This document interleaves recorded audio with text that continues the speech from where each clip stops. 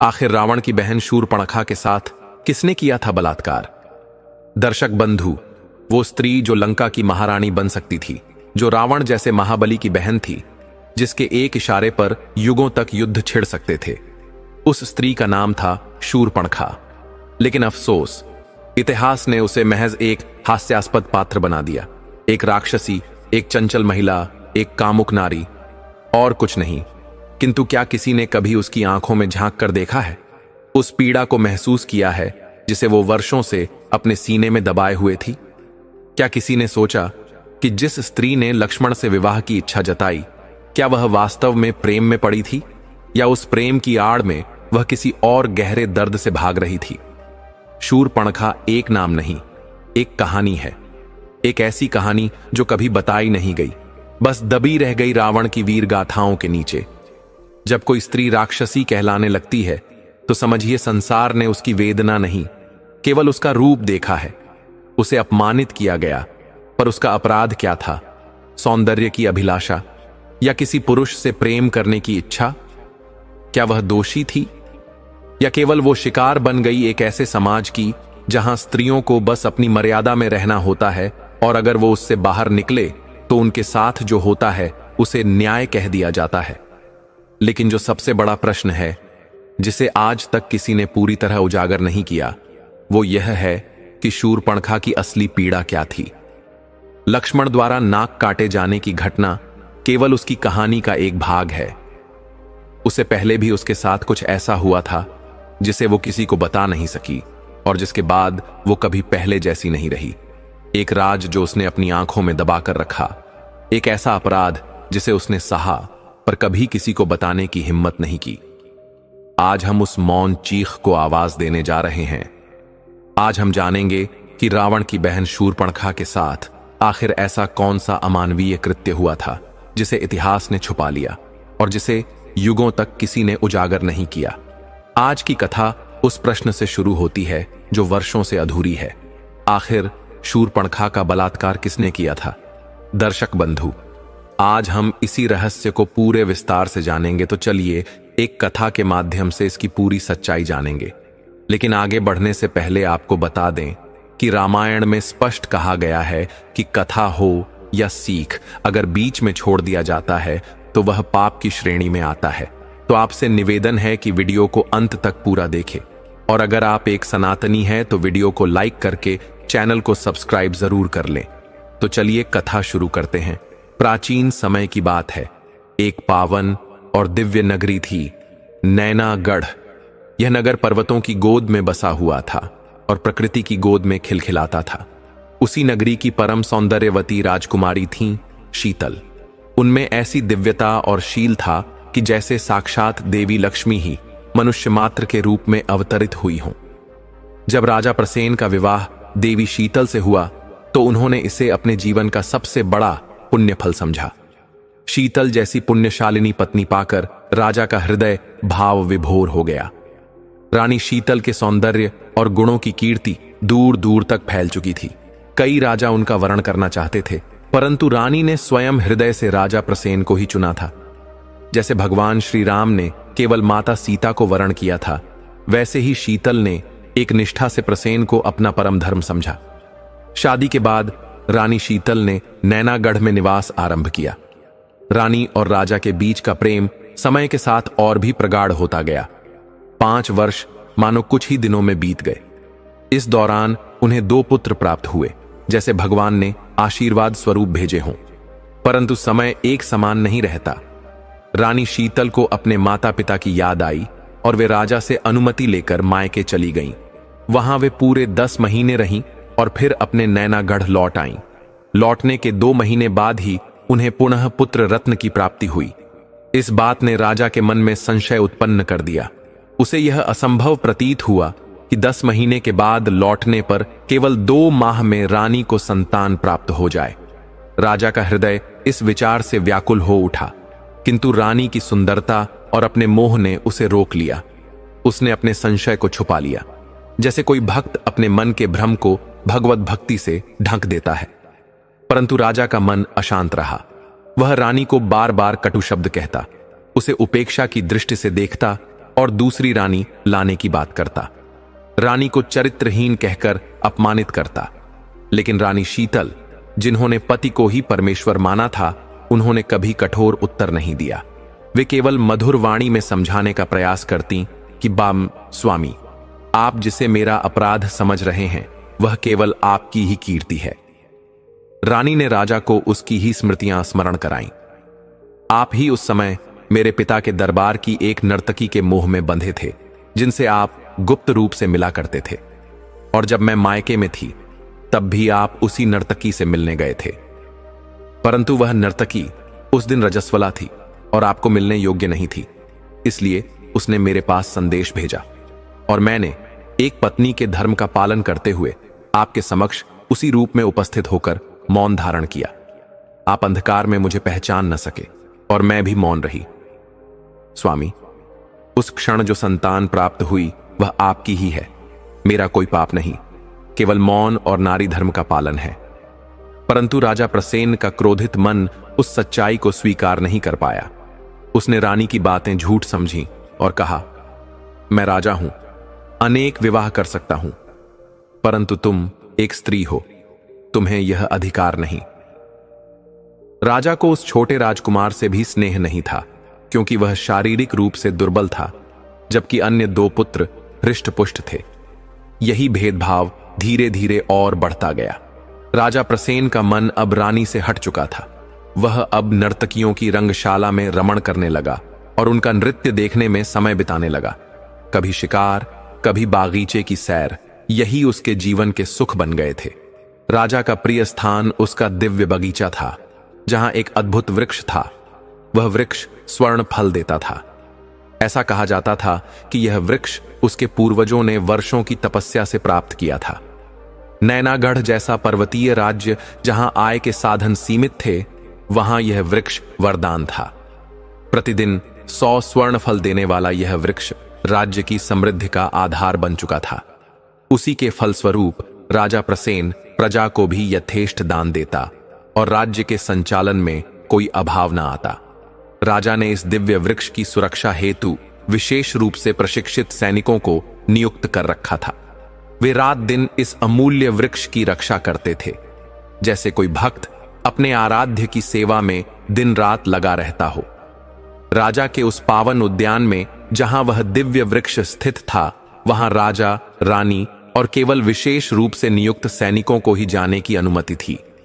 वह स्थान अत्यंत सुरक्षित और रहस्यमयी था।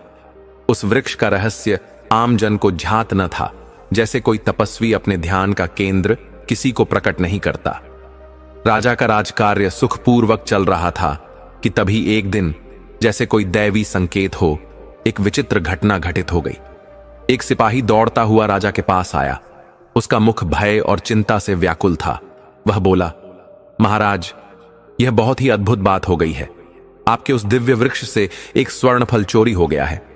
मैं प्रतिदिन प्रातः उस वृक्ष से फल तोड़ता हूं और मैं भली भांति जानता हूं कि उसमें कितने फल होते हैं, परंतु आज एक फल कम है। ऐसा लगता है जैसे किसी और को भी उस वृक्ष की जानकारी हो गई है। राजा प्रसेन यह सुनकर चौंक उठे। उनका चेहरा गंभीर हो गया, जैसे किसी अर्षि को ध्यान भंग हो गया हो। वे बोले, कौन है वह दुस्साहसी जो मेरे राज्य की संपत्ति को चुरा रहा है? क्या उसे अपने प्राणों का मोह नहीं? उसे पकड़ो। यदि वह पकड़ा गया तो दंड स्वरूप मृत्युदंड अवश्य मिलेगा।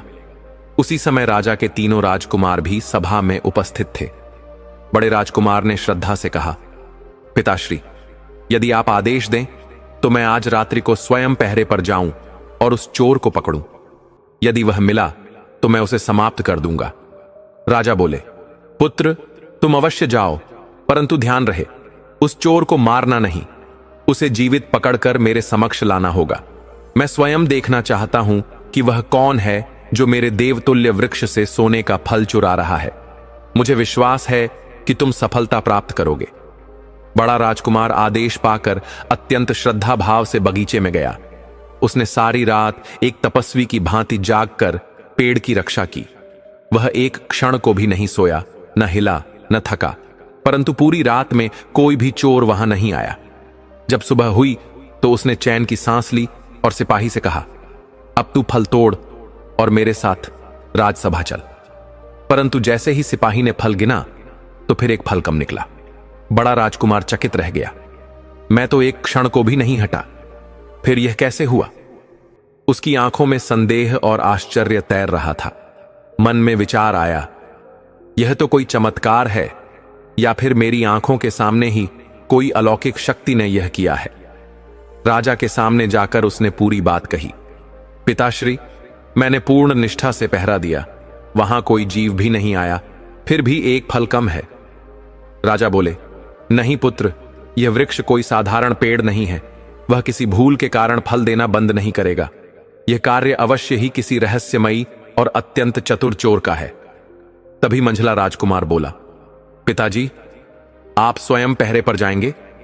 यह उचित नहीं। किसी तुच्छ चोर के लिए एक राजा को कष्ट देना सिंह के लिए अपमान समान है। कृपा करें, मुझे आज की रात्रि उस वृक्ष की रखवाली की अनुमति दें। मैं आपको उस चोर को पकड़कर दिखाऊंगा। राजा ने स्नेहपूर्वक कहा, पुत्र, तू निश्चय ही आज रात पहरेदारी पर जाएगा। मैं जानता हूं तू भी साहसी और धर्मनिष्ठ है।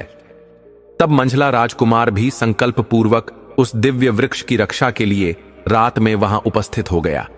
वह पूरी रात एक साधक की भांति जागकर उस वृक्ष की रखवाली करता रहा, जैसे कोई भक्त प्रभु की मूर्ति के आगे दीप जलाए बैठा हो, हर क्षण सजग और समर्पित। उसने देखा कि कोई भी चोर बाग के तरफ नहीं आया है। उसे विश्वास हो गया कि आज किसी ने फल की चोरी नहीं की है, और खुश था कि कोई चोर आज बाग में नहीं आता। आज सोने का फल सही सलामत है। वो फल तोड़ने वाले को आज्ञा दिया कि अब फल तोड़ लो। मेरा विश्वास है कि आज एक भी फल चोरी नहीं हुआ है। राजकुमार की आज्ञा पर फल तोड़ने वाले ने सारे फल तोड़ लिए। गिनती किया तो 9 ही निकले, यानी एक फल कम था। मंझला राजकुमार भी उदास हो पहरेदार के साथ राजा के पास आया और बताया कि पिताजी, हमने पहरेदारी तो बहुत सख्ती से की, परंतु सुबह में एक फल कम पाया गया। हमें भी अब यही लग रहा है कि पेड़ ने ही फल देने की संख्या घटाकर 99 कर दिया है। कोई चोर उचक्का फल को नहीं चुरा रहा। राजा मंझले राजकुमार की बात सुनकर कुछ सोचने लगा कि बड़ा राजकुमार भी यही कह रहा था, मंझला भी यही कह रहा है, शायद दोनों ही ठीक कह रहे हैं। कि तभी सबसे छोटा राजकुमार वहां आ गया और बोला, पिताजी, पेड़ की पहरेदारी का एक मौका मुझे भी दीजिए। आप जरा सोचिए कि जब वह पेड़ ताप बल से पाया गया है तो वह कभी अपनी मर्यादा नहीं भूल सकता। वह पूरे 100 फल देता है। कोई चोर अवश्य चुरा रहा है। आप मुझे आज्ञा दो तो मैं भी अपनी किस्मत आजमाऊं, शायद उस चोर को पकड़ लूं। राजा छोटे राजकुमार की बात सुनकर काफी जल भूम गया। बोला, जब हमारे 2 बहादुर पुत्र चोर को पकड़ने में नाकामयाब रहे तो तू मरियल वहां जाकर क्या कर ले? हम तुम्हें वहां भेजकर खुद हंसी का पात्र नहीं बनना चाहते। तुम अभी जाओ यहां से और महारानी यानी अपनी मां के गोंद में खेलो। छोटा राजकुमार उदास हो मां के पास चला गया और राजा की कही बात बताई तो रानी खुद राजा के पास गई। वैसे तो रानी कभी राजा के मामले में दखल नहीं देती थी, मगर राजा के राजकुमार के प्रति व्यंग भरी बात ने विचलित कर दिया। तो वह अपने से निकलकर राजा के सामने दरबार में आ गई और बोली कि आप छोटे राजकुमार को पहरेदारी पर क्यों नहीं भेजते? आपको तीनों राजकुमारों की प्रतिभा को परखने चाहिए। दरबारियों ने भी रानी के बात का समर्थन किया कि महाराज, रानी जी ठीक कह रही हैं। आप राजा हो, आपको अपने राजकुमारों से समान व्यवहार करने चाहिए। राजा अब दरबारियों से कैसे कहेगी? मैं छोटे राजकुमार को अपना पुत्र मानता ही नहीं हूं। राजा ने उसे पहरेदारी पर जाने की आज्ञा दे दी। छोटा राजकुमार राजा की आज्ञा पाकर उस पेड़ के पास गया और रात में छोटा राजकुमार पूरी तैयारी के साथ पहरा देने लगा। उसने अपने भाइयों से पहले ही सुन रखा था कि कोई चोर नहीं आ रहा, तो उसने जमीन की पहरेदारी पर कोई ध्यान नहीं दिया। वह लगातार पेड़ के तरफ ही देखे जा रहा था। उसे पूरा विश्वास था कि आकाश मार्ग से ही कोई फल की चोरी कर रहा है। वह भूत प्रेत, डायन या फिर कोई पक्षी भी हो सकता है। आधी रात में उसकी शंका सच में बदल गई। उसने देखा कि आकाश मार्ग से एक सोने का तोता उड़ता हुआ आया और बहुत आसानी से सोने का फल तोड़कर उड़ने को हुआ। तभी राजकुमार ने निशाना लगाकर एक छोटा पत्थर उसके तरफ उछाल दिया। पत्थर उसके पंख से जा लगा और एक सुनहरा पंख टूटकर गिर गया, परंतु तोता वहां से एक फल लेकर उड़ जाने में कामयाब रहा। राजकुमार उस पंख को उठाकर जेब में रख लिया। उसने कभी ना तो सोने के तोता के विषय में सुना था, न कभी देखा था, मगर आज पहली बार देख लिया था और उसका प्रमाण भी जेब में रखे हुए था।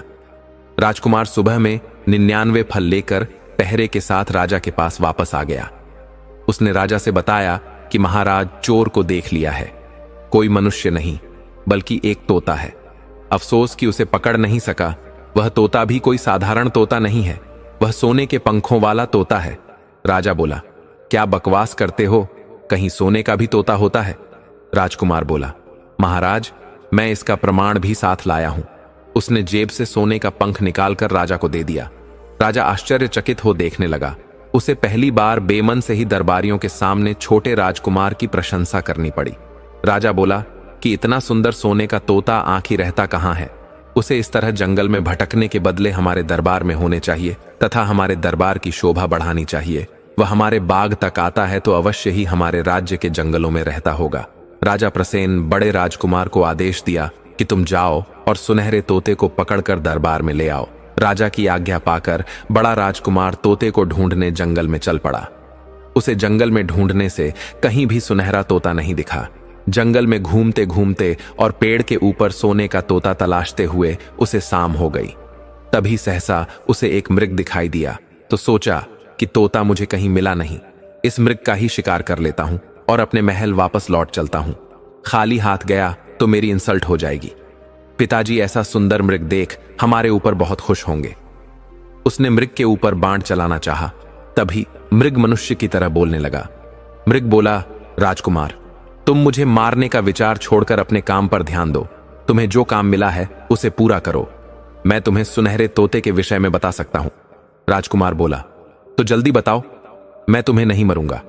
मृग ने बताया कि यहां से 3 कोस पूर्व जाने पर तुम्हें एक गुफा मिलेगी। उसमें जंगल के वासी नृत्य का आनंद ले रहे हो। वे तुम्हारे नगर से प्रख्यात सैकड़ों वेश्याओं को अपने मनोरंजन के लिए लाए होंगे। उसमें नृत्य के साथ कबाब और सबाब की भी व्यवस्था भरपूर होगी। उसमें मदिरा पान लगातार चल रहा होगा। राजकुमार बोला, बस अब आगे मुझे कुछ बताने की जरूरत नहीं। मृग बोला, अरे मेरी पूरी बात सुन तो लो। राजकुमार बोला, मुझे आगे कुछ नहीं सुनना। मैं तुम्हें अभी मार देता हूं और तुम्हें ले जाकर वनवासियों को दे देता हूं। वे हम पर खुश हो, हमारी और भी आव भगत करेंगे। इतना कह राजकुमार मृग पर तीर चला दिया, परंतु मृग वहां से गायब हो चुका था। राजकुमार के बहुत ढूंढने पर भी मृग कहीं नजर नहीं आया। मूर्ख लोग जो अपने को बहुत चतुर मानते हैं, कभी भी किसी की पूरी बात नहीं सुनते।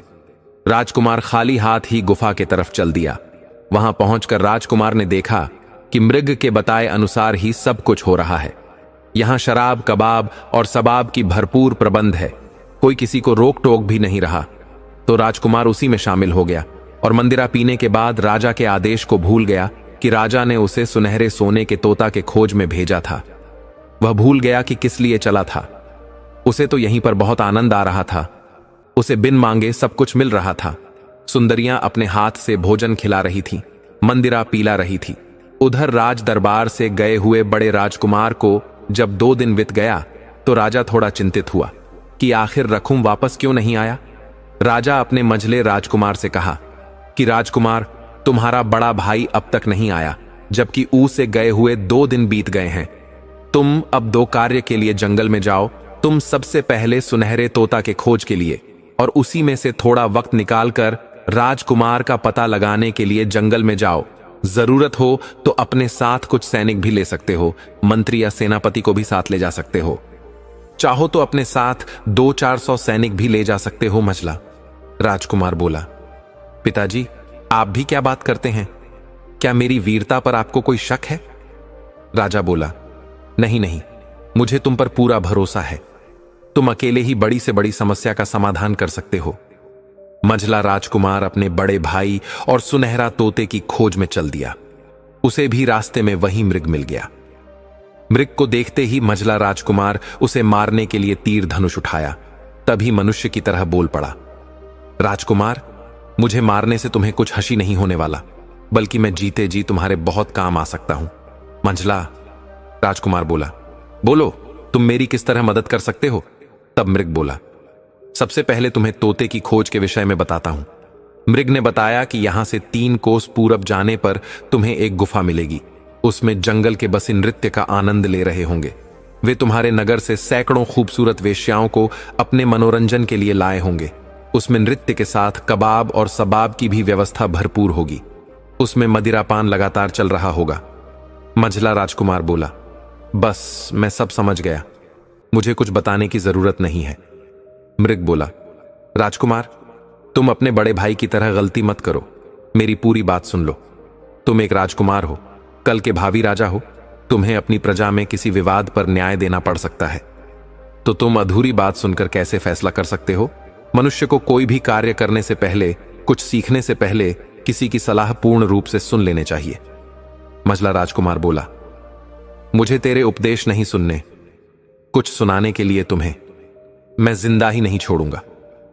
उसने मृग पर तीर चला दिया, मगर तीर चलाने से पहले ही मृग वहां से अंतर्ध्यान हो चुका था। मंझला राजकुमार मृग को आसपास बहुत ढूंढा, परंतु मृग कहीं नहीं मिला। तो सोचा, यहां व्यर्थ समय गंवाने से अच्छा चलकर आगे गुफा की सत्यता परखी जाए। वह जल्दी से गुफा के पास गया तो देखा कि वहां तो मजे ही मजे हैं। नर्तकियां नृत्य कर रही है, सुंदरियां अपने हाथ से भोजन करा रही है और मंदिरा भी पिला रही है। वहां कोई किसी को रोकने टोकने वाला भी नहीं है। तो मंझला राजकुमार भी गुफा में आनंद उठाने लगा। 2 दिन बीत जाने पर जब दोनों राजकुमार वापस नहीं लौटे तो राजा बहुत चिंतित हुआ कि हमारे 2 खासम खास राजकुमार कहां चले गए। मुझे खुद चलकर पता लगाने चाहिए। रानी 2 राजकुमारों के चले जाने पर राजा को समझ रही थी कि आप बेमतलब के काम के लिए अपने पुत्रों को भेज देते हो, जबकि इस काम के लिए सैनिक भी भेजे जा सकते थे। राजा को चिंतित देख छोटा राजकुमार बोल पड़ा, पिताजी आज्ञा हो तो अपने दोनों भाइयों की खोज के लिए और सुनहरा तोता के खोज के लिए जंगल में जाऊं। राजा छोटे राजकुमार को देखकर जल गया। राजा राजकुमार से बोला कि भरे दरबार में मुझे पिताजी कहकर मुझे मत बुलाया करो। दूसरी बात कि अपनी औकात के अनुसार ही निर्णय लिया करो। जो चीज तुम्हारे बस की नहीं उस पर सोचा भी मत करो। जाओ अपनी मां के गोद में खेलो। छोटा राजकुमार कोई बच्चा नहीं था, बस थोड़ा दुबला पतला था। उसे इस तरह अपनी बेइज्जती अच्छी नहीं लगी। वह अपनी मां के पास गया और राजा की कही बात मां से सुनाया। रानी अपने छोटे पुत्र से बेहद प्यार करती थी। स्वाभाविक है, कोई मां अपने सबसे छोटी औलाद से ज्यादा प्यार करती है, तो रानी के लिए भी छोटा राजकुमार दुलारा था। रानी यह भी जानती थी कि छोटे को कभी राजा का प्यार नहीं मिला है, वह तो इसे अपनी औलाद मानता ही नहीं। रानी बेटे की बात सुन काफी गुस्सा से भर गई और रानी काफी गुस्से में होकर राजा के पास भरे दरबार में गई और राजा से बोली कि आपने छोटे राजकुमार को सुनहरे तोता के खोज में क्यों नहीं भेजा? आप एक धर्मात्मा राजा हो, तो मैं नहीं चाहती कि आपके ऊपर कोई और इल्जाम लगे। रानी के गर्म तेवर देख राजा अन्य ढंग से बोला कि छोटे राजकुमार, तुम भी जाओ, सोने के तोते का पता लगाओ। आखिर सोने के तोते का खोज तो छोटे राजकुमार ने ही किया था। छोटा राजकुमार सुनहरा तोते की खोज में चल पड़ा। जंगल में जाने पर उसे वही मृग मिल गया। छोटे राजकुमार सुंदर मृग देख उसे मारने के लिए धनुष उठाया तो मृग बोल पड़ा कि छोटे राजकुमार, तुम अपने दोनों मूर्ख भाइयों की तरह मूर्खता मत करो। मैं एक दिव्य मृग हूं। सोने के तोते की खोज में मैं तुम्हारी मदद कर सकता हूं। छोटा राजकुमार बहुत ज्ञानी और समझदार था। वह बोला, क्षमा करें मृगराज, मुझसे गलती हो गई। मेरी मां ने आते वक्त कहा था कि कोई हिस्सा मत करना, किसी भी जीव पर दया दिखाना। मैं मां की बात भूल गलत करने जा रहा था। आपने मुझे रोका, इसके लिए आपको धन्यवाद। मृग बोला, राजकुमार, तुम एक भले राजकुमार हो और आने वाले समय के इस राज्य के भावी राजा हो, इसलिए मैं तुम्हारी मदद करना चाहता हूं। तुम मेरी बात ध्यान से सुनो।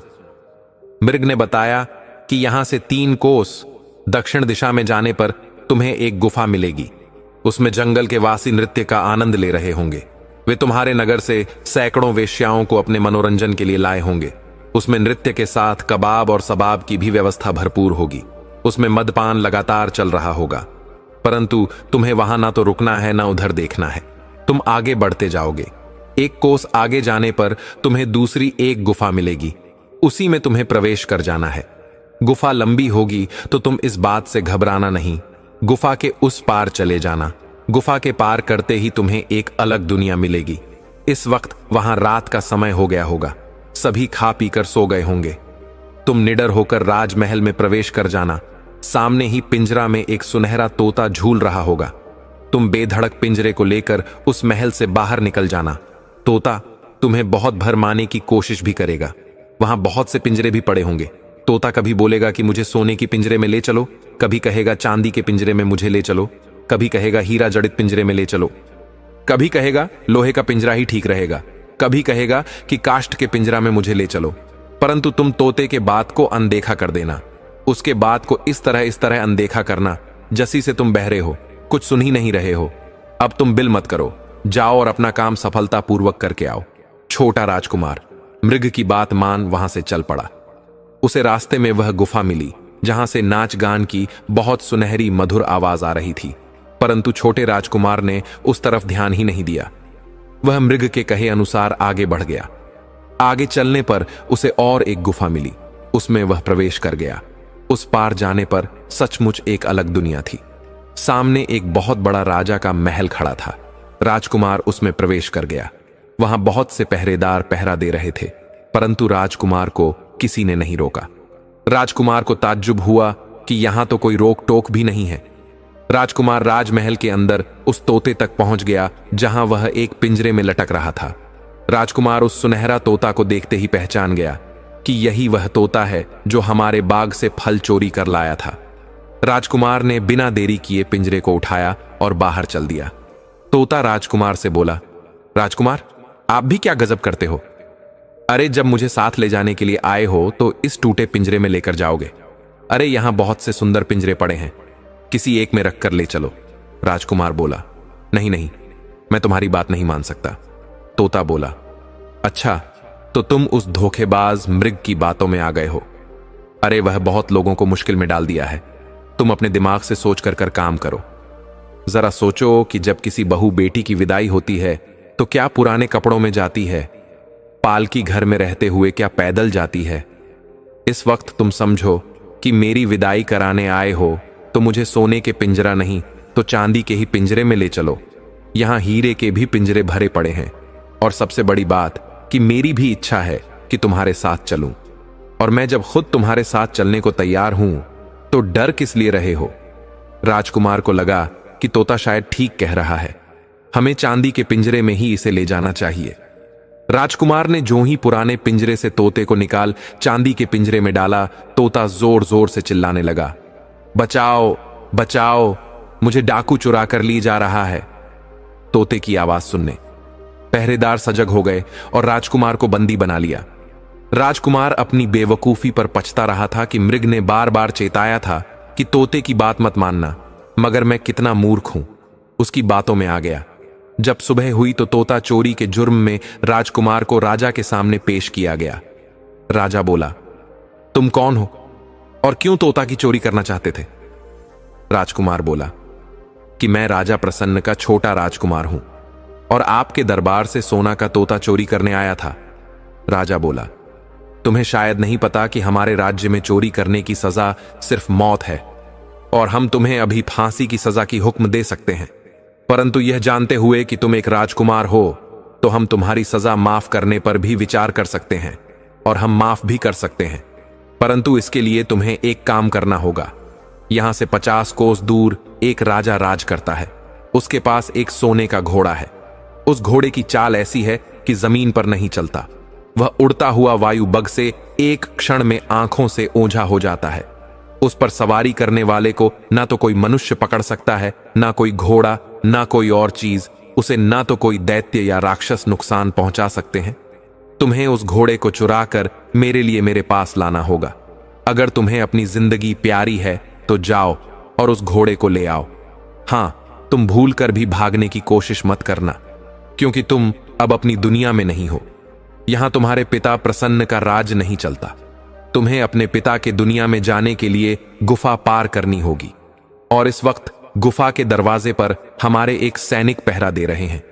वह एक से बढ़कर एक बड़े योद्धा है, वह तुम्हें देखते ही मार डालेंगे। इसलिए तुम जाओ और हमारे लिए उस घोड़े को ले आओ। हम तुम्हें उपहार में सुनहरा तोता भी दे देंगे। राजकुमार उस राजा के दरबार के लिए चल पड़ा, परंतु आगे की कोई भी जानकारी उसके पास नहीं थी। राजकुमार मृग की बात नहीं मानकर बुरी तरह मुसीबत में फंस चुका था, मगर आगे जाने पर रास्ते में उसे वही मृग मिल गया। राजकुमार उसे देखकर खुश हुआ, परंतु मृग राजकुमार को देखते ही बहुत नाराज हुआ। बोला, मैंने तुम्हें बहुत मना किया था, फिर भी तुम मूर्खता करने से बाज नहीं आए। तुम मुझे महामूर्ख लगते हो। तुम्हें क्या जरूरत थी पिंजरा बदलने की? अब फंस गए हो नई मुसीबत में। अब मैं इस मुसीबत से नहीं बचा सकता। राजकुमार मृग के सामने कान पकड़ा और बोला कि मुझसे गलती हुई है, आप मुझे इस बार क्षमा कर दो और एक बार और मेरी मदद कर दो। मृग को भी राजकुमार पर दया आ गई, तो बोला कि चलो एक बार मैं तुम्हारी ओर मदद कर देता हूं, परंतु अब मूर्खता करोगे तो मैं तुम्हें और कोई सलाह देने नहीं आऊंगा, ना ही कोई मदद करूंगा। मृग बताने लगा कि देखो, राजा ने अपना वह घोड़ा रवास के तालाब के पास एक बगीचे में छुपा कर रखा है। तुम उस बगीचे में जाना, तुम्हें घोड़ा वहां मिल जाएगा। तुम उस घोड़े पर बैठना नहीं, बल्कि एक रस्सी के सहारे उसे महल से दूर ले आना। उसके बाद उसके पीठ पर बैठना, वह तुम्हें जहां चाहोगे वही लेकर जाएगा। जाओ और अपने कार्य को अंजाम दो। राजकुमार मृग की बात मान रानी के तालाब के पास के बगीचा में गया। वहां उसे वह विचित्र घोड़ा मिल गया, मगर राजकुमार फिर गलती कर बैठा। राजकुमार घोड़ा देखते ही मृग की बात भूल गया कि उसे वहां घोड़ा पर नहीं बैठना है। राजकुमार वहीं घोड़े पर बैठ गया। घोड़ा उसे लेकर भागता हुआ राजा के दरबार में राजा के पास पहुंच गया। राजा ने तुरंत राजकुमार को बंदी बनवा लिया। राजा राजकुमार से पूछा कि तुम कौन हो और मेरा विचित्र घोड़ा को चुराने क्यों आए थे? राजकुमार ने बताया कि मैं एक राजकुमार हूं और एक मुसीबत में फंसकर घोड़ा चुराने आया था। राजा बोला, तुम्हारी गुस्ताखी माफी के योग्य नहीं है। तुम्हें हर हाल में फांसी होगी, परंतु हम तुम्हें फांसी से बचने का एक मौका दे सकता हूं। तुम्हें यह घोड़ा भी दे सकता हूं। तुम्हें मेरे लिए पड़ोस की राजकुमारी ज्योतिमाला को मेरे लिए लेकर आना होगा। अगर तुम मेरे लिए ज्योतिमा को ला दोगे तो मैं तुम्हें यह विचित्र घोड़ा दे दूंगा, और यदि नहीं ला सके तो तुम्हें फांसी पर लटका दिया जाएगा। राजकुमार की मजबूरी थी। वह पड़ोसी राजा के राजकुमारी को लाने चल पड़ा। वह जानता था कि कार्य असंभव है, फिर भी जिंदगी की आस आखिरी सांस तक लोग तलाशते हैं और सफल भी हो जाते हैं। पानी में वही तैरता है जो पानी में उतरने से नहीं डरता। राजकुमार ज्योतिमाला के खोज में निकल पड़ा। फिर रास्ते में वही मृग मिल गया। राजकुमार इस बार उससे नजरें भी नहीं मिला पा रहा था। वह अपनी मूर्खता पर अपना सिर बार बार पीट रहा था। मृग राजकुमार पर बहुत क्रोधित हुआ। राजकुमार पर बहुत क्रोधित होते हुए बोला, मूर्ख, देखा, परंतु तुम सा नहीं देखा। तुम्हें जो मैं मना करता हूं तुम वही कर देते हो। चलो एक बार मैं फिर से तुम्हारी मदद कर देता हूं। मृग ने बताया कि तुम राजमहल में मत जाना। राजकुमारी तुम्हें वहां कभी नहीं मिलेगी, उल्टे मुसीबत में फंस जाओगे। महल के पीछे रानी का तालाब है। राजकुमारी ज्योतिमाला रोज सुबह स्नान को आती है। तुम वहीं पास के फुलवारी में छुपकर बैठ जाना। जब राजकुमारी स्नान कर महल के लिए लौटने लगे तो तुम निसंकोच, बिना भयभीत हुए, पूरी हिम्मत के साथ राजकुमारी का हाथ पकड़ लेना। हाथ पकड़ते ही वह तुम्हारे साथ चलने को तैयार हो जाएगी, परंतु उसकी ममता अपनी माता पिता से लगे होने के कारण एक बार अपने माता पिता से मिलना चाहेगी। तुम उसे मिलने मत देना, वरना घोर संकट में पड़ जाओगे। फिर तुम्हें वहां कोई भी बता नहीं पाएगा। अब तुम जाओ और मेरे कहे अनुसार चलो। राजकुमार चल पड़ा। उस राजा के राज्य में जहां राजकुमारी ज्योतिमाला रहती थी, वहां पहुंचने पर उसने देखा कि रानी का तालाब बहुत ही सुंदर बना है। उसके चारों तरफ बाग बगीचे और सुंदर सुंदर फुलवारी लगी है। राजकुमार छुपकर राजकुमारी के आने का इंतजार करने लगा। सुबह में राजकुमारी स्नान करने को आई और जब स्नान कर लौटने लगी तो राजकुमार हिम्मत कर उसका हाथ पकड़ लिया। तो राजकुमारी ने उसका कोई विरोध नहीं किया, ना ही मदद के लिए किसी को आवाज लगाई, बल्कि राजकुमारी मुस्कुराते हुए बोली कि अब मैं आपकी हुई, जहां चाहो ले चलो। मैं आपके साथ चलने को तैयार हूं, परंतु एक विनती है आपसे कि एक बार मुझे मेरे माता पिता से मिल लेने दीजिए।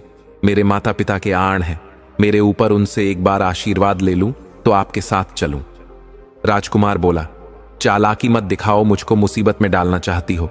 यह बात सुन राजकुमारी रोने लगी कि तुम मेरे कैसे पति हो जो मेरी एक बात नहीं मानते। जब मेरे मिलने पर एक बात नहीं सुन रहे तो पूरी जिंदगी ना जाने मेरे साथ क्या करोगे। राजकुमारी की आंखों में आंसू देखकर राजकुमार बोला, राजकुमारी, चाहे तुम मुझे फांसी चढ़ दो, परंतु मेरे सामने रोना नहीं। मैं तुम्हें रोते हुए नहीं देख सकता। जाओ अपने माता पिता से मिलाओ। राजकुमारी अपने माता पिता से मिलने चली गई। कुछ देर तक राजकुमार वहीं इंतजार करता रहा। राजकुमारी तो वापस नहीं आई, परंतु राजा के सैनिक जरूर आ गए और राजकुमार को गिरफ्तार कर राजा के सामने ले गए। राजा बोला, तो तुम राजकुमारी का अपहरण करने आए थे? तुम हो कौन और यहां तक आए? कैसे?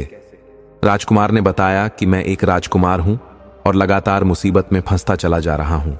राजा बोला, आज मैं तुम्हारी मुसीबत ही खत्म की देता हूं। आखिर बार बार कितनी मुसीबत में फंसते रहोगे। उसने अपने सैनिकों को आदेश दिया कि इस राजकुमार को ले जाकर फांसी चढ़ा दो। तभी राजकुमारी बोली, पिताजी, मैं इसे अपना पति मान चुकी हूं। अगर आपने इसे फांसी चढ़वा दिया तो मैं भी अपनी जान दे दूंगी। राजा राजकुमारी की बात सुन सोचने पर मजबूर हो गया। उसने कुछ देर विचार कर बोला कि मैं तुम्हें अब फांसी पर नहीं चढ़ाऊंगा, बल्कि राजकुमारी के साथ तुम्हारा विवाह भी कर दूंगा। परंतु तुम्हें मेरे लिए एक काम करना होगा। मेरे महल के पीछे एक लोहे का पहाड़ है, जिसके चलते हमारे महल में शुद्ध हवा नहीं आ पाती। यदि तुम इस पहाड़ को 3 दिन में हटा देते हो तो मैं राजकुमारी को तुम्हें सौंप दूंगा। राजकुमार बोला, प्रयास करता हूं। राजकुमार 2 दिन तक कोशिश करता रहा। पहाड़ को हटाना तो दूर, उस पर एक दाग भी नहीं लगा पाया। सहसा वह मृग राजकुमार के पास आ पहुंचा और उससे बोला कि चिंतित ना हो मेरे मित्र, लो, मैं इसे पल भर में हटाए देता हूं। उसने अपना सिंग लगाया। उसके सिंग के स्पर्श मात्र से लोहे का गायब हो गया। इतना करने के बाद मृग वहां से चला गया। इधर राजा ने देखा कि राजकुमार तो पहाड़ को गायब कर दिया है, तो इज्जत के साथ उसे दरबार में बुलाकर राजकुमारी ज्योतिमाला से राजकुमार का विवाह करा दिया और उसके साथ राजकुमारी को विदा कर दिया। राजकुमार राजकुमारी को लेकर चल पड़ा। रास्ते में फिर मृग मिल गया और राजकुमार से पूछा, कहो मित्र, विवाह कर लिया? अब तो तुम्हारी मुश्किल खत्म हो गई। राजकुमार बोला, हम मित्र विवाह तो कर लिया, परंतु हमारी मुश्किल अभी कम नहीं हुई। राजकुमारी को ले जाकर अगले राजा को सौंप दूंगा। उसके यहां से घोड़े वाला यंत्र लेकर फिर तोते वाले राजा के पास जाऊंगा। मृग बोला, तुम बहुत बड़े पागल हो। अरे राजकुमारी से तो तुम्हारा विवाह हुआ है, अब यह तुम्हारी पत्नी है। तुम्हारे जीते जी कोई बुरी नजर से देखे भी यह बात कैसे बर्दाश्त कर सकते हो, और तुम इसे दूसरे को सौंपने की बात कर रहे हो। तुम इस तरह कैसे किसी को अपनी पत्नी सौंप सकते हो? राजकुमार बोला, यही तो दुविधा में हूं कि अब क्या करूं। राजकुमारी को तो मैं जीते जी अपने से अलग नहीं कर सकता। मित्र, अब तुम ही कोई उपाय बताओ। मृग बोला, उपाय बड़ी सा, तुम पहले घोड़े के यंत्र वाले राजा के पास जाओ और बोलो कि मैं तुम्हारे लिए राजकुमारी लाया हूं, परंतु जब तक तुम मेरे को घोड़े वाला यंत्र नहीं दोगे, मैं राजकुमारी तुम्हें नहीं दूंगा। एक बात का ख्याल रखना कि राजकुमारी का हाथ पकड़े रहना, उसे कभी मत छोड़ना, वरना हाथ छोड़ दिया तो राजकुमारी फिर तुम्हें कभी नहीं मिलेगी। तुम्हारी विवाहिता पत्नी दुष्कर्मी राजा के पास चली जाएगी। राजा अपने हाथ से यदि यंत्र तुम्हें दे देगा तो वह घोड़ा तुम्हारी मर्जी से चलने लगेगा। वह लौटकर राजा के पास नहीं आएगा, और जब तुम राजकुमारी का हाथ पकड़े रहोगे तो राजकुमारी खुद ब खुद घोड़े पर सवार हो जाएगी। तुम बेग से राजकुमारी को लेकर निकल जाना। राजा हाथ मलता रह जाएगा, वह सिर पीटने के अलावा कुछ नहीं कर पाएगा। तुम यही तरकीब तो वाला राजा पर आजमाना। घोड़े पर बैठे हुए ही बोलना कि तुम पहले तोता दो। उसकी मजबूरी होगी कि तुम्हें तोता दे देगा, तो तुम तोता मिलते ही उड़ान छू हो जाना। इतना सब काम करके आओ, मैं तुमसे गुफा के बाहर मिलता हूं। राजकुमार मृग के बताए अनुसार चमत्कारी घोड़े वाला राजा के पास गया। राजा से बोला कि देखो, मैं राजकुमारी ज्योतिमाला को ले आया हूं, परंतु तुम्हें टीबी तक राजकुमारी को नहीं दूंगा जब तक कि घोड़ा नहीं दे देते हो। राजा तो राजकुमार को देखते ही मदहोश हो गया। उसे लगने लगा कि अब उसकी मुराद पूरी हो गई है। अब राजकुमारी उसकी बाहों में आने वाली है। वह बिना कुछ सोचे यांत्रिक घोड़ा राजकुमार को दे दिया। राजकुमार तेजी से घोड़ा पर बैठ गया। घोड़ा मन की गति से उड़ चला। हाथ पकड़े होने के कारण राजकुमारी ज्योतिमाला उस घोड़े पर बैठ गई थी। राजकुमार फिर तोते वाला राजा के पास गया और बिना राजा से मांगे ही तोता का पिंजरा लेकर उड़ चला। वह बेग से भागते हुए गुफा से बाहर आ गया। उसके पास अब राजकुमारी, यांत्रिक घोड़ा और सोने का तोता था। मृग उसका इंतजार कर रहा था। राजकुमार गुफा से बाहर आने पर बोला, मित्र, तुमने हमारे लिए क्या नहीं किया, परंतु तो मैंने तुम्हारे लिए कुछ भी नहीं किया। बोलो, मैं आपकी क्या सेवा कर सकता हूं? तब मृग बोला, तुम यदि मेरे पर खुश हो तो मेरी गर्दन धड़ से अलग कर दो। राजकुमार बोला, मित्र, यह कहकर मुझे क्यों दुख पहुंचाना चाहते हो? तुम जानते हो मैं तुम्हारे लिए अपनी गर्दन कटा सकता हूं, परंतु तुम्हें खरोच नहीं आने दे सकता। मृग बोला, जब तुम मेरा यह छोटा सा काम नहीं कर सकते तो अपने घर खुशी खुशी लौट जाओ। राजकुमारी का विशेष ख्याल रखना, इसे कभी कोई तकलीफ मत पहुंचने देना। हाँ, एक बात और, जाते वक्त रास्ते में कोई कितना भी अपना हो, अपना भाई ही क्यों ना हो, कितना भी मुसीबत में हो, उसकी जान जा रही हो, फिर भी उसकी कोई मदद मत करना। दूसरी बात कि घर लौटते वक्त किसी कुंभ के पास मत जाना।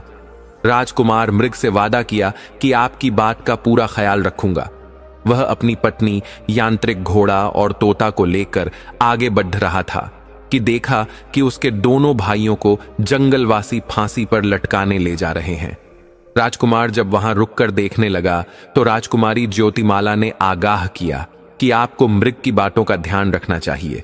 आता आप यहां मत रुकिए।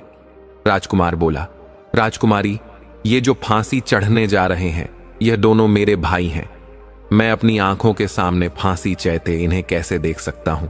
फिर पिताजी ने मुझे इन दोनों के खोज के लिए भी भेजा था, तो आप ही बताओ मैं क्या करूं? राजकुमारी, ज्योतिमाला बोली, जब मुसीबत अपनों पर आ पड़ी है तो आपको अवश्य इनकी सहायता करनी चाहिए। राजकुमार जंगल के सरदार से पूछा कि आप इन दोनों को किस जुर्म की सजा दे रहे हैं? तो उसने बताया कि हम लोगों ने एक प्रोग्राम रखा था जिसमें हम लोगों ने नर्तक हों को बुलाया था। सबाब और कबाब, ऊपर से मदिरा की भी व्यवस्था थी। ये दोनों बिन बुलाया आकर उसमें शामिल हो गए। खूब छक कर दावत उड़ाए, वेश्याओं संग रंगरेलियां मनाई, मगर जब खर्चे देने की बारी आई तो आंखें दिखा रहे हैं। हम इन्हें फांसी चढ़ा झगड़े की जड़ को ही खत्म कर दे रहे हैं। राजकुमार बोला, सरदार जी, आपका जितना इन पर खर्चा हुआ है मेरे से ले लीजिए और इन दोनों को छोड़ दीजिए। सरदार बोला, 1000 स्वर्ण मुद्रा लूंगा, तब दोनों को छोड़ूंगा। राजकुमार बोला, इस वक्त हमारे पास तो 1000 स्वर्ण मुद्रा नहीं है, परंतु मेरी पत्नी के गले में 1000 स्वर्ण मुद्रा से भी अधिक का हीरो का हार है, आप इसे ही ले लीजिए। सरदार बोला, राजकुमार, हम आपकी पत्नी का हार नहीं ले सकते, वह हमारी भी बेटी बहन लगेगी। हम अपनी बहन बेटी के सुहाग चिन्ह नहीं लेते। आप कितने भले हो, हम आपके जुबान पर दोनों कमीनों को छोड़ रहे हैं। आप फिर कभी खर्चे दे जाना या नहीं दे पाए, तब भी हम समझेंगे कि हसम ने अपनी बेटी को उपहार में दे दिया है। राजकुमार दोनों को छोड़ा कर राजमहल के लिए चल पड़ा। आगे चलने पर उन्हें जंगल में एक कुआं मिला। दोनों भाइयों ने छोटे राजकुमार से कहा, छोटे, हमें बहुत जोर की प्यास लगी है, इस कुंभ से पानी निकालकर पीला देता, कितना अच्छा होता। छोटा राजकुमार दोनों भाइयों के मन में बैठे शैतान को नहीं परख सका। उधर राजकुमारी ज्योतिमाला ने अपने पति को सारों में मना किया कि आप कुंभ पर मत जाना, मृग ने आपको माना किया है। लेकिन छोटा राजकुमार राजकुमारी की बात को अनदेखी कर दिया। परंतु छोटा राजकुमार पत्नी के इशारों के अनदेखी कर दिया, उसके इशारे को समझ ही नहीं सका। वह कुंभ के पास जाकर दोनों भाइयों के लिए उन्हें पानी पिलाने के लिए कुआं से पानी निकालने लगा। वह जो ही कुंभ में पानी निकालने के लिए झुका, दोनों ने उसे कुएं में धकेल दिया। राजकुमारी बोली कि तुम दोनों ने मेरे पति को कुंभ में क्यों गिरा दिया? मेरा पति तुम दोनों को फांसी के फंदे से उतार लाया है, परंतु तुम कितने नमक हराम होगी, अपने भाई को कुंभ में गिरा दिया। दोनों ने राजकुमारी के बात पर कोई ध्यान नहीं दिया, बल्कि बेहयाई से बोले कि अब तुम हमारी पत्नी हो। वे बलात् राजकुमारी तिमाला को घसीटकर साथ ले जाने लगे। राजकुमारी ने भरपूर विरोध किया। तब बड़ा भाई बोला कि तुम अब नखरे मत दिखाओ, अब तुम हमारी पत्नी हो। तभी मंझला बोला, अरे वाह, तुम कमाल करते हो। अरे तुम उम्र के हिसाब से काफी बड़े हो, इसलिए यह हमारी पत्नी है। राजकुमारी ज्योतिमाला के लिए दोनों वापस में लड़ने लगे। तभी रास्ते में एक आदमी आता हुआ दिखाई दिया। वह प्यासा था, पानी पीने के लिए कुंभ पर जा रहा था। उसने देखा कि स्त्री के लिए दोनों राजकुमार अपनी अपनी तलवारें निकाल लिए हैं। और अब लड़ने मरने को तैयार हैं। वह जब दोनों को एक स्त्री के लिए लड़ते झगड़ते देखा तो बोला, अरे काहे लड़ते हो? अरे तुम राजा के राजकुमार हो, स्त्री किसकी पत्नी है, इसका फैसला राजा से जाकर करा लो। राजा तुम्हारे पिता हैं, कोई गलत फैसला थोड़े देंगे। दोनों बोले कि ठीक है, हम पिता से ही फैसला करा लेते हैं। दोनों तोता, जादुई घोड़ा और राजकुमारी को लेकर राजमहल पहुंचे तथा राजा से बोले कि पिताजी, हमने आपके लिए तोता, यांत्रिक घोड़ा तथा अपने लिए पत्नी लेकर आए हैं। राजा अपने दोनों पुत्रों को देखकर बहुत खुश हुआ तथा राजा बोला, परंतु राजकुमारी तो एक ही लाए हो और कह रहे हो कि पत्नी हमारी है, तो दोनों में से किसकी पत्नी है? दोनों राजकुमार बोले कि पिताजी, आपसे यही निर्णय कराने के लिए यहां आए हैं कि आप ही तय करो कि यह किसकी पत्नी है। राजा बोला, यह तो राजकुमारी ही तय करेगी कि तुम दोनों में किसे पसंद करती है। राजा ने राजकुमारी से पूछा, बेटी, तुम दोनों में किसे पसंद करती हो? राजकुमारी बोली, मैं पहले से ही शादीशुदा हूं, तो फिर इन दोनों को कैसे पसंद कर सकती हूं? एक विवाहिता स्त्री अपने पति के अलावा और किसी को नहीं पसंद करती। इन दोनों ने मेरे पति के साथ बहुत अन्याय किया है। मेरे पति को कुंभ में गिरा दिया है और बलात् मुझे यहां घसीट लाए हैं। इनमें आदमी जरा भी नहीं है, ये दोनों आदमी के रूप में पशु हैं। उधर वह आदमी जो दोनों का झगड़ा छुड़ाया था, पानी पीने कुआं पर गया तो देखा कि एक राजकुमार कुआं में जीवन बचाने के लिए अंतिम प्रयास कर रहा है। वह पानी में तैरते तैरते थक चुका था, अब डूबने ही वाला था कि ऊपर से वह आदमी ने तुरंत रस्सी डाल राजकुमार को बाहर निकाल दिया। राजकुमार उस आदमी को धन्यवाद दे राजमहल के लिए चल पड़ा। उधर रानी को दोनों राजकुमारों पर कुछ शंका हुई तो वह राजकुमारी को अपने साथ अपने कक्ष में ले गई तथा उससे सच्चाई जाननी चाहिए। राजकुमारी ने सारा वाक्य रानी को बता दिया और बताई कि मैं आपके छोटे बेटे की विवाहिता हूं, परंतु यह दोनों कामान ज्येष्ठ मेरे पति को कुंभ में ढकेल मुझ पर पत्नी होने का दावा कर रहे हैं। रानी ने सोच लिया कि राजा भी मेरे छोटे पुत्र के साथ अन्याय ही करेगा, क्योंकि वह तो उसे अपना बेटा मानता ही नहीं, जबकि राजा धर्मात्मा नहीं, एक खुद व्यभिचारी राजा है। आज भरी दरबार में उसकी सच्चाई उजागर करनी ही होगी। कुछ दिनों से रानी के पिता की राजनर्तकी राजा के रंगशाला में नृत्य को आई थी, तो रानी को सच्चाई उजागर करने का अच्छा मौका था। रानी राजकुमारी और अपने साथ राजनर्तकी को लेकर राज दरबार में आ गई। राजा के दोनों बेटा राजकुमारी पर अपना दावा कर रहे थे और राजा से तत्काल निर्णय लेने को कह रहे थे।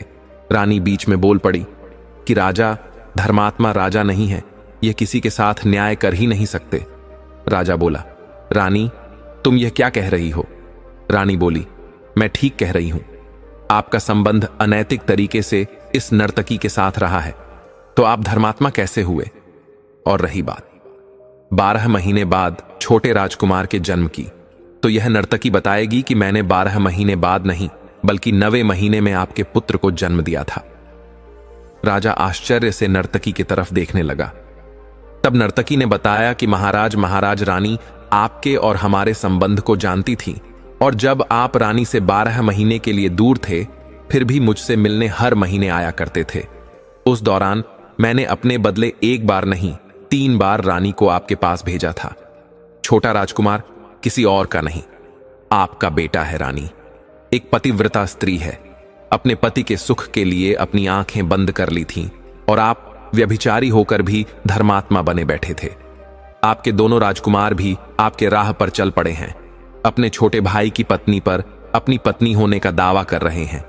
संयोग से छोटा राजकुमार उसी वक्त दरबार में पहुंच गया और शुरू से अंत तक का माजरा कह सुनाया, तो राजा अपने दोनों राजकुमारों पर बहुत क्रोधित हुआ और बोला कि ऐसे दुराचार के लिए मेरे राज्य में कोई जगह नहीं है जो अपने छोटे भाई की पत्नी पर बुरी नजर रखें।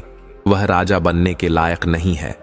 तुम दोनों को तो फांसी पर चढ़ा देने चाहिए, परंतु अपना खून होने के कारण मैं तुम्हें मौत नहीं दे सकता। मैं तुम्हें अपने राज्य से बेदखल करता हूं, फिर कभी इस राज्य में मत आना। राजा ने दोनों को राज्य छोड़ने का आदेश दे दिया। राजा अपनी भूल के लिए रानी से क्षमा मांग लिया। राजा ने छोटे राजकुमार को राजा बना दिया और खुद वन में तपस्या करने चला गया। राजा बनने के बाद राजकुमार अपनी पत्नी से कहा कि हमें उस मृग को आज महल में लाना चाहिए, तो रानी ज्योतिमाला ने भी कहा कि मैं भी यही सोच रही थी। उसने हमारी बहुत मदद की, पर हम उसके लिए कुछ नहीं कर सके। राजकुमार बोला, तुम मेरे साथ चलो, स्त्री हो, शायद तुम्हारी बात मान वह मृग हमारे साथ महल में आने को तैयार हो जाए। राजकुमार अपनी पत्नी को लेकर जंगल में गया तो उसे मृग को ढूंढने में कोई परेशानी नहीं हुई। मृग खुद से चलता हुआ दोनों के पास आ गया। राजकुमारी मृग से बोली कि आप मेरे बड़े भाई की तरह हो, मेरे साथ मेरे महल में चलकर रहो, हम आपको लेने आए हैं। राजकुमारी की बात सुन मृग के आंखों से आंसू गिरने लगे। वह राजकुमारी से बोला, बहन, मैं तुम्हारे भाई की तरह नहीं बल्कि संगा भाई हूं और तुमसे बड़ा हूं। मुझे एक आराशी ने श्राप देकर मृग बना दिया था, परंतु वास्तविक रूप में आने का उपाय भी बताया था कि तुम्हारे बहन का पति अगर तुम्हारी गर्दन काट दे तो मैं फिर से राजकुमार में बदल जाऊंगा। यदि तुम अपने भाई को वास्तविक रूप में देखना चाहती हो तो अपने पति को आज्ञा दो कि वह मेरी गर्दन काट दे। राजकुमार ने अपनी तलवार से मृग की गर्दन काट दिया, पर यह क्या, मृग तो कहीं दिखा नहीं। सुंदर राज को सामने खड़ा हो गया। बहन भाई वर्षों से बिछड़ गए थे, गले लगकर खूब रोए, परंतु यह दुख के नहीं, खुशी के आंसू थे। सभी राजमहल आ गए। कुछ दिन बहन के पास रहने के बाद राजकुमार अपने नगर को चला गया।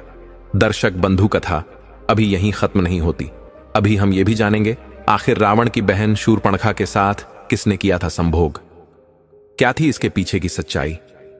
दर्शक बंधु, जैसा कि हम सभी जानते हैं, जब रावण का अंत हुआ तब प्रभु श्री राम की कृपा से उनके अनुज विभीषण को लंका का राज्य प्राप्त हुआ। विभीषण ने धर्म और न्याय के मार्ग पर चलते हुए लंका में शांति और सुख का राज्य स्थापित किया। प्रजा भी अब सच्चे प्रेम और भक्ति से विभीषण की सेवा में समर्पित हो गई थी। परंतु रावण की बहन शूर्पणखा के हृदय में अब भी द्वेष और प्रतिशोध की अग्नि जल रही थी। वह प्रभु श्री राम और अपने सौतेले भाई विभीषण से बदला लेना चाहती थी। इसलिए उसने लंका त्याग दी और सत्य के मार्ग से भटककर दैत्य गुरु शुक्राचार्य की खोज में निकल पड़ी। यह वही शुक्राचार्य थे जिनकी सहायता से पहले रावण की माता को लंका से निष्कासित किया गया था। उनका आश्रम समुद्र पार भारत भूमि में स्थित दंडकारण्य प्रदेश में था। रावण के ममेरे भाई खर, दूषण और त्रिशिरा वहीं के अधिपति हुआ करते थे। इन राक्षसों की मृत्यु के बाद भी शुक्राचार्य जी वहीं रहकर अपने शिष्यों को विद्या प्रदान कर रहे थे। जब शूर्पणखा उनके पास पहुंची तो उसने अपनी राक्षस जाति की रक्षा और प्रभु श्री राम से प्रतिशोध की बात कही। वह इसके लिए किसी भी हद तक जाने को तैयार थी। तब शुक्राचार्य ने शांत स्वर में कहा, वत्से, आज इस भूमि के सभी नरेश, चाहे वह लंका के विभीषण हो या किष्किंधा के सुग्रीव, सब प्रभु श्री राम की भक्ति में लीन है। उनके विरुद्ध कोई भी कार्य यहां नहीं हो सकता। फिर उन्होंने कहा, हमें पूर्व दिशा के पार समुद्र पार उस भूभाग में चलना होगा जहां आर्य सभ्यता अभी पहुंची नहीं है। वहां के लोग अभी भी कबीले में रहते हैं, मांसाहारी हैं और अधर्म में रमे हुए हैं। वहां चलकर हम भगवान शिव की आराधना करेंगे। तत्पश्चात शुक्राचार्य ने अपनी तपोबल और मंत्र शक्ति से समुद्र पार करके शूर्पणखा के साथ उस स्थान की ओर प्रस्थान किया जो आज के समय में सऊदी अरब कहा जाता है। वहां के लोग उस काल में जंगलों में पशुवत जीवन जीते थे, कच्चा मांस खाते, फल तोड़ते और स्त्रियों को वस्तु की भांति देखते थे। उनके यहां न तो विवाह की मर्यादा थी, न किसी स्त्री का एक पति से संबंध। स्त्रियां बलवान पुरुषों के साथ जबरन रहने को विवश होती थीं। शुक्राचार्य सदैव अंधकार और अधर्म के मार्ग पर चलते रहे हैं। पापियों की सहायता करना जैसे उनका धर्म था, और शूर्पणखा उनके प्रिय शिष्य रावण की बहन थी, इसलिए उन्होंने उसके विचार को स्वीकार किया। शूर्पणखा अब एक मायाविनी बन चुकी थी। उसका चेहरा कट चुका था, इसलिए वह सदैव उसे ढक कर रखती थी, लेकिन उसके पास रूप बदलने की सिद्ध थी जिससे वह किसी भी रूप को धारण कर सकती थी। वहां जंगलों में अनेक कबीले थे जिनके जीवन का उद्देश्य केवल दो बातें थीं, भूख और वासना। इन दो बातों के लिए वे एक दूसरे का संहार करते थे। उसी क्षेत्र में एक विशालकाय, भयानक और बलवान व्यक्ति था, आदम। वह सारे कबीलों का मुखिया था और उसके आगे कोई कुछ नहीं बोल सकता था। एक दिन आदम के अनुचरों ने देखा कि एक वृद्ध पुरुष शुक्राचार्य यज्ञ कर रहा है। और सामने एक सुंदरी स्त्री बैठी है जो अपना चेहरा ढंके हुए है। उन्होंने सोचा, यदि यह स्त्री आदम को दे दी जाए तो आदम की अन्य स्त्रियां हमारे भोग के लिए मिल सकती हैं। इसी दुष्ट विचार से उन्होंने शूरपणखा का हरण कर लिया और आदम के पास ले आए।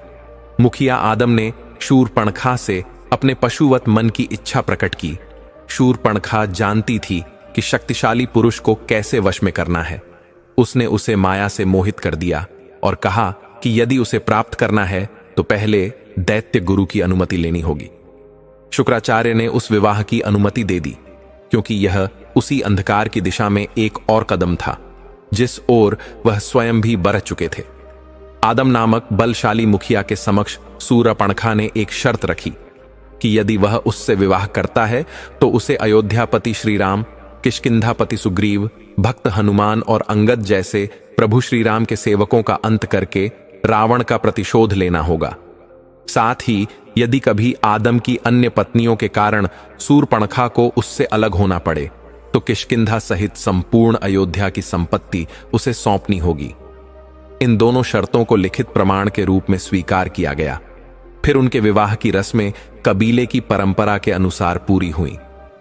विवाह के पश्चात जब आदम ने अपनी पत्नी का घूंघट हटाया और उसकी नाक कटी हुई देखी तो वह आश्चर्यचकित होकर पीछे हट गया। परंतु जब शूरपणखा ने अपनी व्यथा भरी कथा आंसुओं के साथ सुनाई तो आदम के हृदय में करुणा जाग उठी। उसने श्री राम और लक्ष्मण से प्रतिशोध लेने की प्रतिज्ञा कर ली। लेकिन आदम ने शूरपणखा का यह रहस्य किसी से नहीं कहा कि उसकी पत्नी की नाक कटी हुई है, क्योंकि इससे समाज में बदनामी हो सकती थी। उसने सबको यह कहकर भ्रमित कर दिया कि मेरी पत्नी हवा है और जो कोई भी उसके मुख को देखेगा उसकी मृत्यु निश्चित है। इस हवा नाम की परंपरा को फैलाने में शुक्राचार्य ने भी पूर्ण सहयोग दिया। समय के साथ इस विश्वास से जुड़ी हुई अनेक शाखाएं और संप्रदाय जन्म लेते गए। ऐसा कहा जाता है कि आदम और हवा के वंशज ही बाद में यहूदी, ईसाई और मुस्लिम जैसे संप्रदायों में परिवर्तित हुए। इन लोगों ने आदम के पशुवत नियमों को ही आगे बढ़ाया, जैसे स्त्रियों द्वारा हिजाब पहनना, विवाह को एक करार की तरह मानना, मेहर की रकम तय करना और विवाह के समय सशर्त मंजूरी की प्रक्रिया। विवाह यदि किसी कारणवश टूटता है तो पुरुष को स्त्री को तय की गई रकम अदा करनी होती है। इस प्रकार से रावण की मृत्यु के बाद शूरपणखा अरब देशों की ओर चली गई और वहां के सरदार आदम से शर्तपूर्वक विवाह कर लिया। अपने कटे हुए नाक को छुपाने हेतु हिजाब पहनने की परंपरा आरंभ की गई। भक्तों, यदि हम ध्यान से देखें तो यह सारी बातें एक संकेत देती हैं कि संभवतः कुछ वर्तमान संप्रदायों का उद्भव शूरपणखा की वंश परंपरा से हुआ हो सकता है। और यह भी कहा जाता है कि मक्का मदीना में स्थित जो शिवलिंग स्वरूप है, यदि उस पर गंगा जल चढ़ा दिया जाए तो उस क्षण समस्त अधर्मी राक्षसी प्रवृत्तियां समाप्त हो जाएंगी। मित्रों, हो सकता है यह बातें आपको चकित कर रही हों, परंतु संसार का आदि धर्म सनातन ही रहा है और हर जीवात्मा किसी न किसी रूप में सनातन संस्कृति से जुड़ी हुई है। हमारे ईश्वर, हमारे देवी देवता सभी सनातन संस्कृति के पूजनीय स्तंभ रहे हैं। प्राचीन काल में भी कुछ लोग मिलकर अपनी अपनी मान्यताएं और परंपराएं बनाते थे और धीरे धीरे यही परंपराएं विभिन्न जातियों और धर्मों का स्वरूप लेने लगीं। परंतु सत्य की खोज सदा से सनातन धर्म के पथ पर ही की जाती रही है। मित्रों, आज भी बहुत से लोग यह जानना चाहते हैं कि मक्का मदीना के भीतर किसी सनातनी को क्यों नहीं जाने दिया जाता। क्या वहां कोई गुप्त सत्य छुपा है? क्या वहां भगवान शिव का ही कोई प्राचीन रूप विद्यमान है? कृपया कमेंट करके हमें जरूर बताइए कि आपको क्या लगता है। क्या यह बातें सत्य हो सकती हैं या फिर केवल कल्पनाओं पर आधारित हैं? यदि यह भक्तिपूर्ण विचारशील कथा आपको पसंद आई हो तो कृपया हमारे चैनल को अवश्य सब्सक्राइब करें और जुड़े सनातन की अद्भुत, रहस्यमयी और प्रेरणादायक यात्राओं के साथ। धन्यवाद। जय श्री राम।